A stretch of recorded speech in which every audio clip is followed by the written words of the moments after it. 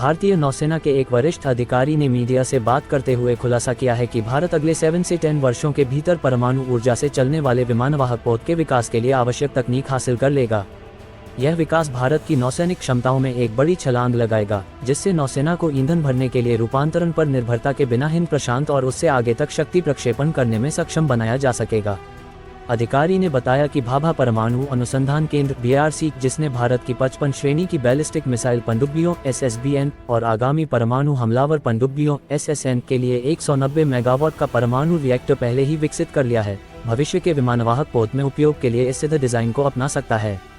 ऐसे दो 190 megawatt reactor जब एक साथ स्थापित किए जाएंगे तो नौसेना के 75,000 टन के परमाणु ऊर्जा चालित विमानवाहक पोत को शक्ति प्रदान करने के लिए पर्याप्त होंगे, जिसे 2040 से पहले शामिल किए जाने की योजना है। जैसे जैसे तकनीक परिपक्व होती जाएगी और इसका विस्तार होता जाएगा, सतह पर स्थित जहाजों के लिए पनडुब्बी आधारित रिएक्टर तकनीक को अपनाना तेजी से संभव होता जाएगा। परमाणु प्रणोदन के अलावा नौसेना अपनी अगली पीढ़ी के लिए विद्युत चुंबकीय विमान प्रक्षेपण प्रणाली EMALS को अपनाने के लिए उत्सुक है।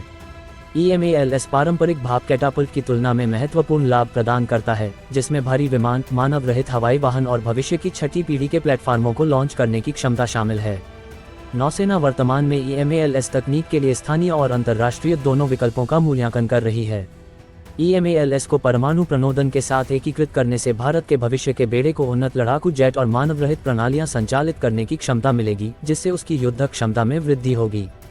हालांकि अधिकारी ने स्वीकार किया कि परमाणु ऊर्जा से चलने वाले कैमरे की लागत संवहन ऊर्जा से चलने वाले समकक्ष की तुलना में थोड़ी ज्यादा होगी। उन्होंने जोर देकर कहा कि इसके रणनीतिक लाभ इसकी लागत से कहीं ज्यादा हैं।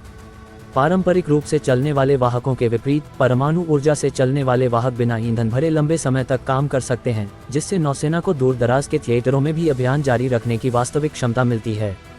चीन द्वारा अपने वाहक बेड़े का तेजी से विस्तार करने के साथ, जिसमें परमाणु ऊर्जा से चलने वाले डिजाइन भी शामिल हैं, भारतीय नौसेना परमाणु प्रणोदन को एक विश्वसनीय निवारक और परिचालन पहुंच बनाए रखने के लिए एक महत्वपूर्ण कदम के रूप में देखती है।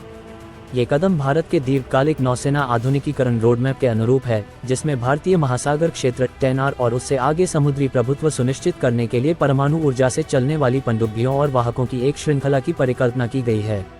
आप यहाँ तक सुन चुके हैं तो चैनल को लाइक और सब्सक्राइब करें और शेयर करना ना भूलें। धन्यवाद।